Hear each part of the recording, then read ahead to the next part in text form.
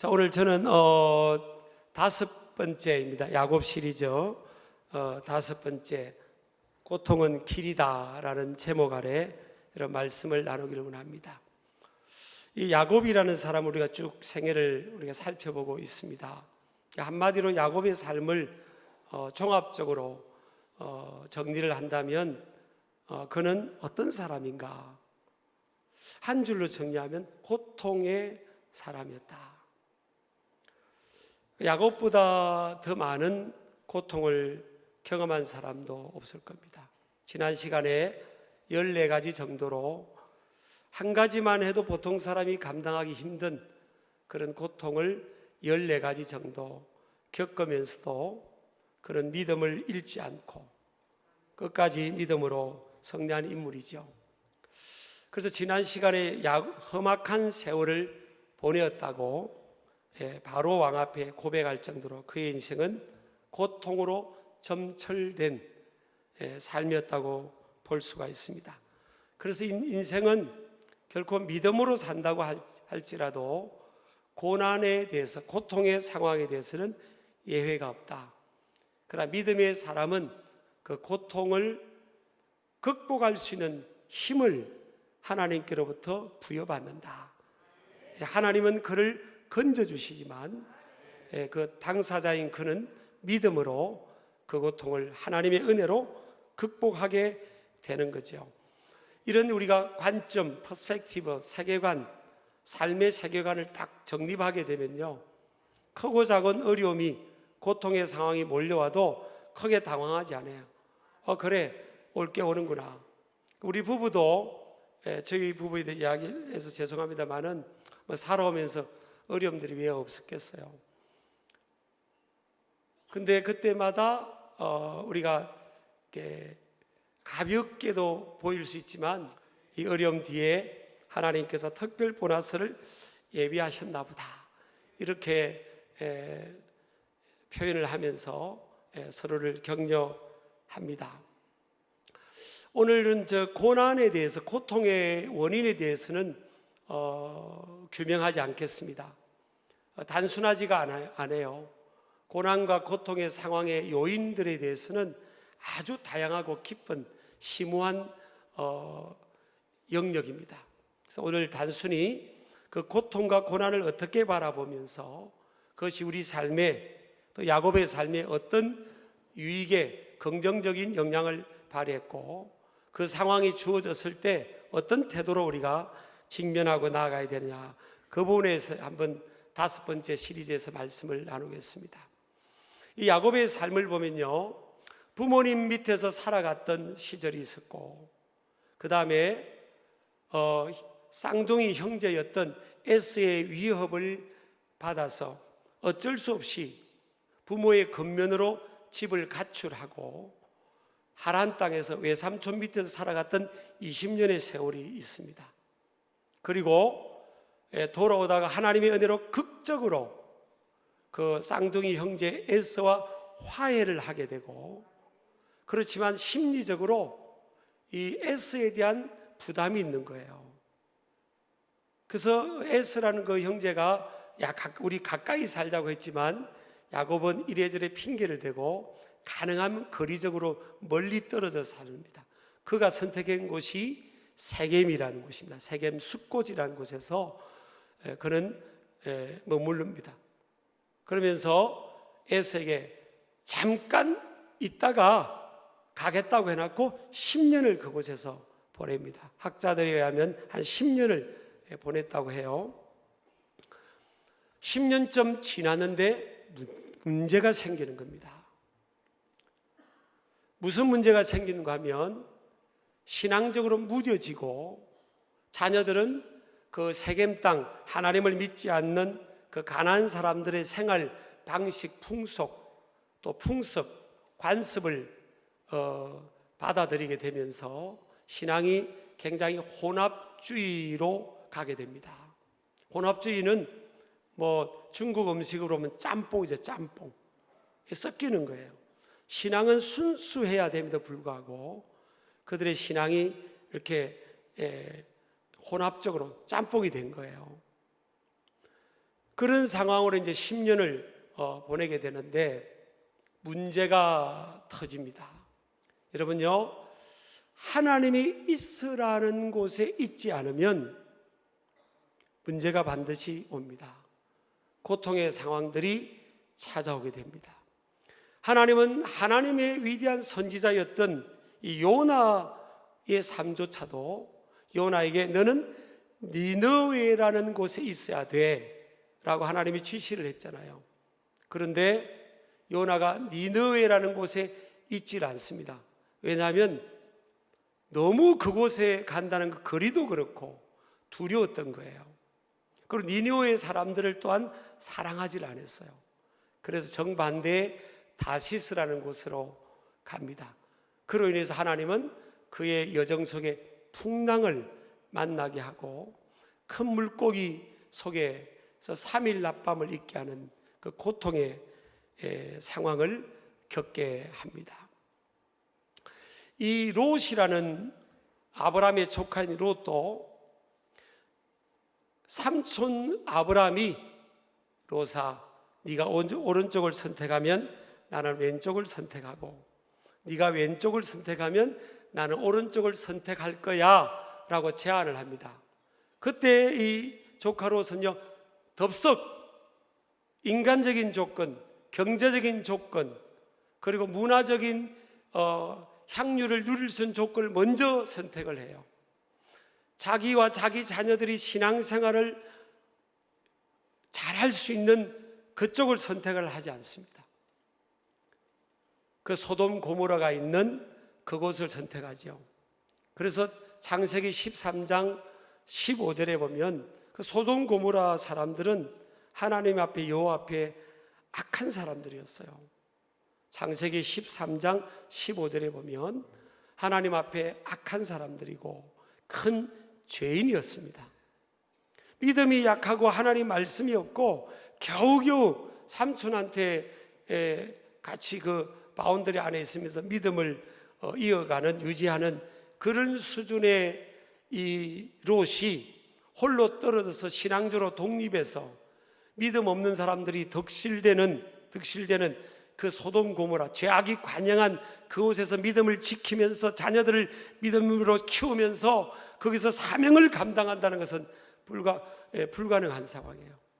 빨리 그것을 판단을 하고 스캔을 하고요. 삼촌, 나는 믿음이 약해서 안 돼. 삼촌이 그 소돔 고모라 가서 그 사람들 하나님 믿게 해야지. 삼촌이 그곳 가세요 했어야 되는데 그러나 하나님을 인정하지 않습니다. 하나님께 여쭤보지도 않아요. 눈으로 보는 저쪽에 가면 땅값도 비싸고 경제적으로도 기회도 많고 우리 자녀들도 문화적인 풍요의 혜택을 누리게 할 수 있겠구나. 그리고 소돔 고모라 쪽을 선택합니다. 결과가 어떻게 됩니까? 롯의 아내는 소금 기둥이 되고요, 사위들은 죽고 자녀들은 다 타락해버립니다. 그래서 여러분, 우리가 이 야곱의 생애를 가만히 보면 야곱이 부모 밑에 있다가 에서에게 쫓겨갈 때 그때 중간 지점 루스라는 곳에서 야곱은 돌을 베고 잠을 잡니다. 이 돌을 베고 그 길가에서 광야에서 잠을 잔다는 것은 한마디로 말하면 뭐예요? 인생의 밑바닥입니다. 밑바닥. 더 이상 내려갈 수 없는 그 밑바닥까지 내려가는 거예요. 여러분 생각해 보세요. 아브라함의 손자 이삭의 아들입니다. 적통 아들입니다. 근데 그 아들이, 아브라함의 손자가, 이삭의 아들이 완전 밑바닥에서 들판에서 돌을 베고 잠을 자는 상황입니다. 밑바닥 인생이에요. 근데 우리가 이래 보면요, 하나님께서 쓰실 사람들은 밑바닥을 경험하게 하실 수가 있어요. 아멘이 세 사람밖에 안 나오네요. 여러분 이거 알고 가셔야 됩니다. 이게 웃을 일이 아니에요. 하나님이 쓰실 사람들은 이 밑바닥을 하나님이 사랑하지 않아서가 아니에요. 근데 그때 야곱이 그 루스라는 들판에서 광야에서 돌을 베고 잠을 자는 그 밤의 추위, 낮의 더위, 짐승의 울음소리에 두려움 속에서 잠을 자면서 그 꿈속에서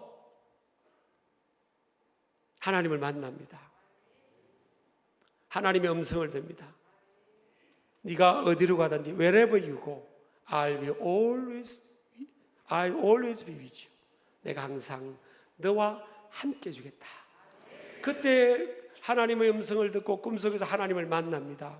그리고 잠을 깨서 뭐라고 야곱이 고백하는가 하면 여호와께서 과연 여기 돌을 베고 잠을 자는 이 밑바닥, 더 이상 내려갈 수 없는 이 밑바닥 이 상황에서 여호와께서 과연 여기 계시거늘 내가 알지 못했구나. 저를 보면서 우리 모두가요 모를 때가 많아요. 우리는 환경적 존재잖아요. 사회적 존재예요. 현실적 존재입니다. 이걸 바꿔 말하면 무슨 말인가 하면 환경과 상황, 컨텍스트, 현실 이런 것에 영향을 받는 존재라는 거예요. 그래서 우리가 하나님 믿고 예수님을 믿지만 상황 따라서 우리가 이 영향을 받는 거예요. 상황이 그냥 내가 원하는 대로 술술 풀리고 앞길이 열리고 기도한 대로 잘 풀리면 뭐예요? 하나님이 나와 함께 하는구나. 하나님 내 기도를 들으시는구나. 그러면 그렇지. 하나님 나를 버리지 아니하셨구나. 자, 바꿔 말하면 뭐예요? 상황은 안 풀리고 밑바닥이고 기도해봐도 깝깝하고 되는 일은 없고 내가 기도한 것 목표를 세운 것하고 전혀 그런 길이 안 열리면 우리는 어떤 생각을 갖습니까? 하나님은 나를 사랑하지 않나 보다. 하나님은 내 기도를 듣지 않으시나 보다. 하나님은 나를 버리셨나? 별 생각을 하는 거예요. 근데 야곱이 잠을 깨보니까 하나님을 꿈속에 만나보니까 아닌 거예요. 그게 그런 줄 알았는데 야곱도 하나님의 아브라함의 손자고 이삭의 아들이면 이게 믿음이라는 그게 기본적 그게 갖춰져 있는 인물 아닙니까? 그러면 그런 줄 알았는데 아유 하나님 나 버리셨구나. 하나님 나 사랑하지 않나 보다. 그런 줄 알았는데 아닌 거예요. 하나님이 사랑하신 거예요. 하나님 지금 함께하고 계시는 겁니다. 여러분 저와 그래서 신앙이 성숙이라는 게 뭘까? 성숙은요 환경과 여건 이 현실에 동요가 덜 되는 게 성숙이에요. 나무로 치면 뭐예요? 이 견고한 나무가 뭐죠?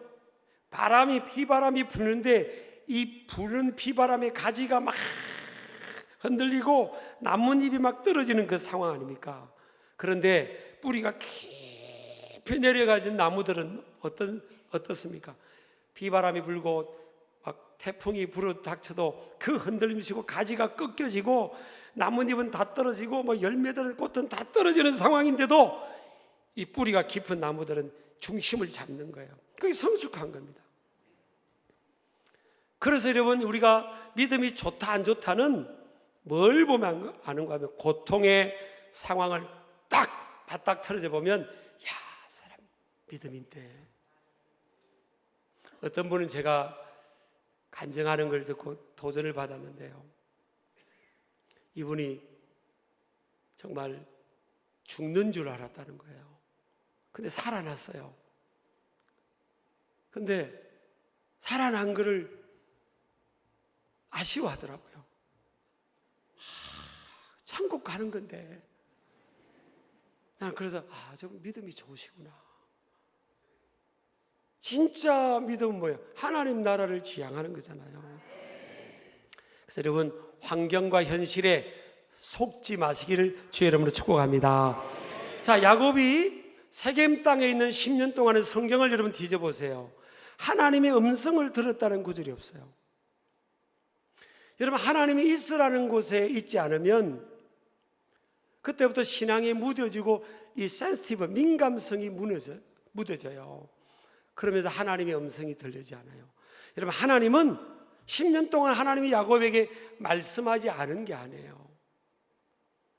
여러분, 우리가 어떤 소리를 들으려면 이 지금 공중에도 많은 소리가 지금 떠돌아다니고 있잖아요. 근데 주파수를 이렇게 맞춰야 되는 거예요. 주파수가 맞으면 그 주파수에 맞는 소리가 들리는 거예요.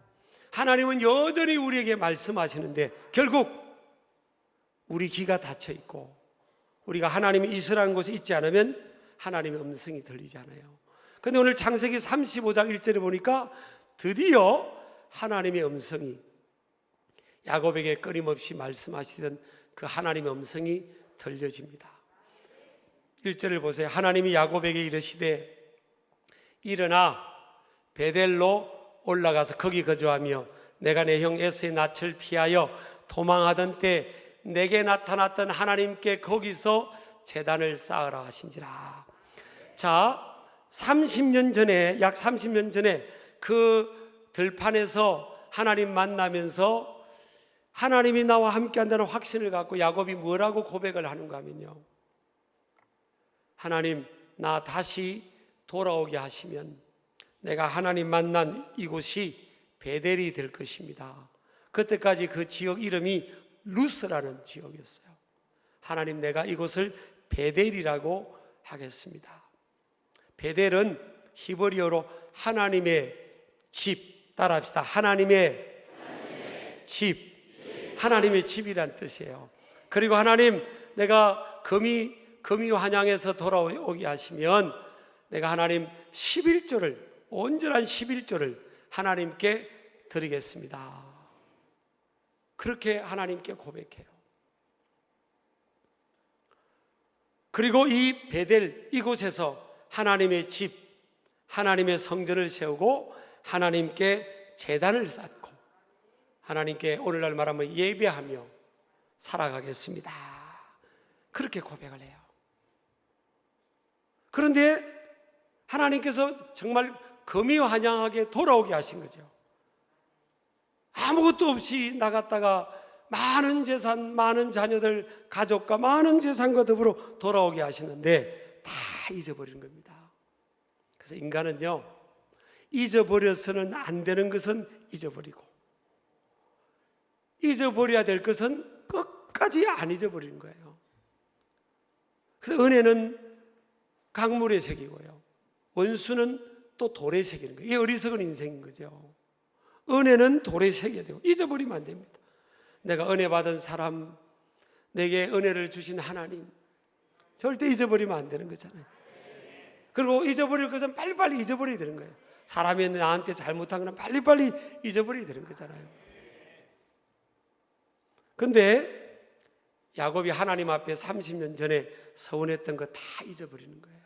하나님, 나 이렇게 살겠습니다. 온전한 11조 생활, 하나님 성전의 예배 중심 생활, 하나님을 기쁘게 섬기며 내가 살겠습니다 했는데 그건 다 잊어버려요. 그리고 베델이 아닌 세겜 땅에서 10년의 세월을 또 보내버리는 겁니다. 그래서 그 가정에 고통이 또 찾아옵니다. 제가 여러분, 고통의 원인이 다 뭘 잘못해서만 아니라고 원인을 규정하지 않겠다고 했잖아요. 근데 야곱에게 이 찾아온 세겜 땅에서의 고통은 첫 번째, 딸 디나가 그 세겜의 추장의 아들에게 폭행을 당합니다. 그것 때문에 그 딸 디나의 직계 오빠였던 시몬과 레위는 세겜 마을 사람들, 남자들을 기습해가지고 다 죽여버립니다. 그러니까 여러분, 딸은 폭행을 당하죠. 아들 둘은 살인사건에 연루되어 있습니다. 이제는 이 가난한 사람들에게 둘러싸 살아가는 이 세겜 지역에서 살아남을 수가 없는 겁니다. 큰일 난 거예요, 사실은. 그때 여러분, 야곱의 마음도 완전히 가난한 마음이 되고 하나님 앞에서 낮아진 마음이 되는 거예요. 그때 음성이 들려요. 그때 하나님께서요, 길을 제시합니다. 일어나 베델로 올라가라. 그곳에서 네가 그 어려울 때 그 들판에서 나 만났을 때 약속했던 것처럼 그곳에서 제단을 쌓고 거기 거주하면서 제단을 쌓고 그렇게 해야 된다. 하나님께서 30년이 지났지만 이 야곱의 서원을 잊지 않고 있어요. 그래서 여러분, 이 고통은 하나님과의 길이 열리게 하는 키입니다. 고통의 상황이 없었으면 야곱은 계속 세겜에 머물면서 신앙적으로 무뎌질 거예요. 하나님 음성을 듣지 못하고 자녀들은 다 타락해버리고 서서히 자녀들이 지금 무너졌잖아요. 이방 신상을 가져오고 혼합주의적으로 이방 신상을 가져와서 세상의 것을 받아들이고, 그리고 세상의 그 고대 근동에는 그 당시에 이 귀걸이 같은 것도 다 우상신을 새겼다는 거예요. 그걸 다 받아들인 겁니다. 하나님도 믿는 것 같은데 세상 것도 다 받아들인 거예요. 오늘날 여러분 우리 자녀들 세대가 가만히 진단해 보세요. 우리가 여러분 하나님 앞에 바로 서야 됩니다. 부모부터 바로 서야 돼요. 이게 여러분 신앙이 이어진다는 게 쉽지 않아요. 여러분 세상은 쓰나미처럼 거대한 물결로 하나님 없는 이 인본주의, 이 세속화, 쾌락주의, 감각주의 이게 막 몰려들고 있고, 이 세상 한복판에 우리 자녀 손들은 다 노출되어 있는 거예요. 사실은 하나님이 지켜주셔야 되는 건데 우리가 어디에 있어야 되겠습니까? 야곱의 자녀들이 무너지고 자신이 무너지고 하나님 음성이 안 들릴 때 어디예요?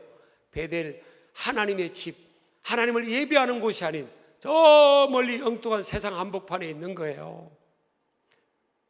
여러분 신앙이요 한 번에 떨어지지 않아요. 여러분 고통은 하나님의 음성을 듣게 하는 길이라니까요. 제가 항상 이제 한국에 있을 때는 설교하고 예배를 인도하고 또 다른 곳에 초청돼서 설교하는 입장이잖아요. 제가 가장 예배 때 은혜가 됐을 때가 언젠가 하면 미국 생활할 때요. 제가 미국에 가자마자 그 다음날 미국 교회를 찾았어요. 한국인들만 하고 짧게 있다가는 안 되겠다 싶어서 가자마자 그냥 그 다음날 우리 아내 보고는 그 많은 그 이삿짐 다 풀고 정리하라고 저는 미국 교회 찾아왔어요. 그래가지고 미국 교회를 찾아서 주일부터 이제 하는데, 이제 뭐 일단 미국인들은 한국의 목회자라고 해서 알아주는 것도 아니에요. 또 몰라주는 것도 아니에요. 사실 그냥 뭐 그런 거예요. 그리고 완전히 그런 데다가 한국인들이 거의 없는 곳에 가서 우리 아이들은 가자마자 바로 수업에 들어가는 거예요. 뭐 영어를 공부하는 클래스를 들어간 것도 아니고 바로 그냥 현장 수업에 들어가니까 뭐 얼마나 아이들도 힘들었겠어요. 경제적으로도 계산을 잘못해가지고 가가지고 힘들고, 그렇지만 하나님 앞에 신앙은 후퇴해서는 안 된다. 그렇게 해서 이제 한국에서 헌금 생활하는 것도 다 줄이지 않도록 몸부림치면서 끝까지 그걸 감당하고, 그 어려움이 많았어요. 그러니까 예배 때 가면요, 회종석에 앉아 있으면 물론 가사가 영어지만 영어 가사 한마디에 그냥 폭포수 같은 눈물이 쏟아지는 거예요. 눈물이 쏟아져요. 막 우는 겁니다. 너무 많이 우니까 미국인들이 손수건을 갖다 주더라고요. 제가 하나 가지고 감당이 안 되는 겁니다. 그냥 찬양을 못해 그냥 눈물이 쏟아지니까. 여러분이 언제 이런 은혜가 임하는지 아세요? 어려울 때, 고통 중에 있을 때. 그때 하나님은 여전히 계시지만, 여전히 우리에게 은혜를 주시기로 하지만 우리 마음이 문제인 거예요. 사람이 서서히 무뎌집니다. 그래서 하나님은 고통을, 상황을 허락하는 거예요. 무뎌지면요, 예배당에 앉아있어도 설교가 잘 안 들려요. 그럼 이미 그는 영이 잠자고 있다는 거예요. 매주 와서 잠자는 사람도 문제가 있어요. 사실은 가끔 피곤해서 그게 아니라 영이 묻어진 거예요. 이 큰일 난 겁니다. 지금은. 그래서 하나님이 밑바닥을 경험하게 하시는 거예요. 그 속에서 정신차려 웨이커닝 하라는 게, 각성하라는 게. 그래서 고난은 여러분 각성제입니다. 각성제. 깨우는 거예요. 그래서 비로소 고통은 하나님과의 길이 열리게 하는 키입니다. 키 열쇠. 또 고통은요, 문제 해결의 길을 여는 키입니다. 아무리 인간적으로는 계산이 안 될 것 같아도요, 여러분, 그때가 뭐예요? 하나님이 일하실 때라니까요. 자, 야곱에게는 아들이 12명이 있어요. 그 12명 가지고 가나안의 남자들 다 상대할 수 있습니까?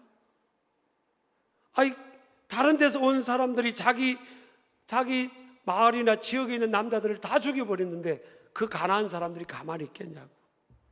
큰일 난 상황이에요. 어떻게 계산이 안 되는 상황이에요. 여러분, 인간적으로 계산이 안 될 때가요, 그때가 하나님의 초자연적인 능력을 경험할 때입니다. 그때 우리는 신앙을 작동을 시켜야 돼요. 그렇지, 내 힘으로 내 계산으로 안 되는 그때가 뭐예요? 하나님이 일하실 때인 겁니다. 하나님이 일하시면 되는 때예요. 왜 하나님께서 300명만을 데리고 기드온에게 하나님 300명만 데리고 가라고 했잖아요. 300명 데리고 15만 7천 명하고 싸우라는 거예요. 이건요 500대 1입니다. 500명 앞에 한 명이 500명하고 싸우라는 거하고 같은 거예요. 계산이 안 되는데 왜 그런지 아십니까? 하나님은 하나님 이름을 드러내고 싶고요, 하나님의 영광을 드러내고 싶은 겁니다. 그래서 가만히 보세요. 하나님이 귀하게 쓰실 분들, 전 세계적으로 하나님이 쓰셨던 어떤 외국의 사역자가 계셨어요. 근데 그분이 말을 잘 못했어요. 제가 간증을 읽어보니까 말을 더듬는 거예요. 이렇게 말을 잘 못하는 거예요. 근데 제가 미국에 있을 때 그분 집회를 갔더니 미국의 캘리포니아 혼다 센터가 6만 석점대 좌석이 한 5, 6만 명이 모인 앉을 수 있는 좌석인데 거기를 꽉 차가. 다 돈을 주고 들어와요. 또 미국인들이 집회는 다 돈 주고 들어갑니다. 티켓이 공짜가 없어요. 우리는 그냥 돈 안 받고 오라고 해도 잘 안 오잖아요 지금. 그래서 제가 그걸 가서 우리 부부 갔어요. 참 하나님이 말 잘하고 천부적인 재능이 있는 사람을 쓰셨다면, 저 사람 원래부터 말 잘하니까 저렇게 해. 근데 아닌 거예요. 말 못하고 어눌한데 그분이 설교를 하고 그분의 역사하면 막 역사가 나타나는 거예요. 그래서 여러분, 우리는 고통의 상황을 크게 보지 말고요, 어려움이 있고 힘든 일이 있을 때 그때가 하나님이 일하실 때예요. 그래, 하나님께는 답이 있지. 우리 따라합시다. 그래. 하나님께 답이 있지. 하나님은 모든 문제를 해결하시는 분이다. 이게 하나님께 포커스를 맞추는 거예요. 우리의 시선을 하나님께 맞추는 거예요. 우리 고통의 상황을 보지 마시길 바랍니다. 하나님께서 뭐라 합니까? 야곱에 그럽니다. 일어나라, 베델로 올라가라, 거기서 예배해라. 이거하고 지금 죽을 것 같은 상황하고 뭐가 상관관계가 있는다 생각할 수 있지만, 저는 믿음의 원리를 아는 사람들은 맞는 거예요. 네가 있어야 될 곳 베델에 있어봐라 지금. 그러면 다 문제가 해결이 된다는 거예요. 거기서 네가 예배하라, 제단을 쌓아라, 그런 거예요. 그때 야곱이 깨닫습니다. 믿음이 있는 사람들은요 빨리 깨닫는 거예요. 여러분, 우리가 빨리 깨닫기를 주 여러분을 축복합니다. 그래서 야곱이 자녀들을 호출합니다. 집합! 그럽니다. 얘들아 집합해라. 우리가 이 지금 죽을 고비에 이 고통의 상황은 우리가 단추를 잘못 깼다. 우리가 지금 세겜 땅에 있어야 될 게 아니다. 30년 전에 내가 하나님께 약속한 게 있다. 베델에서 하나님 섬기고 온전한 11조 생활하고 해야 되는데 세겜 땅에 머물면서 11조도 안 하고 예배도 다 무너지고 이 상황에서 지금 이런 고통이 왔다 그럽니다. 그때 아들들이 말을 잘 안 들을 수 있는데 다 밑바닥이니까 아버님, 그럼 아버님 뜻대로 하겠습니다. 그리고 그 세상에서 받아들였던 그 혼합주의 신앙, 삶의 관습들 다 상수리 나무에 묻어버립니다. 묻고 딱 출발을 합니다. 뭐 조그마한 한 가정입니다. 가정. 조그마한 가정이 이제 출발하는데 여러분 기적이 일어납니다. 오늘 5절에 봅니다. 5절을 보면요, 그들이 떠났으나, 그들이 누구면 야곱과 가족들이에요. 그들이 떠났으나 하나님이 그 사면 고을들로 크게 두려워하게 하셨으므로 야곱의 아들들을 추격하는 자가 없었더라. 우리 아멘 하시기 바랍니다. 자, 야곱과 자녀들이 가는데 조그마한 소수의 인원입니다. 근데 이 야곱과 자녀들이 오히려 그 가난한 사람들 막 무서워하면서 가야 되는데 정반대의 상황이 벌어집니다. 하나님의 두려움, 히브리어 원어로 보니까 하나님의 두려움이라고 되어 있어요. 하나님의 두려움이 사명 고을들, 가난한 사람들에게 그 두려움으로 임하게 하는 겁니다.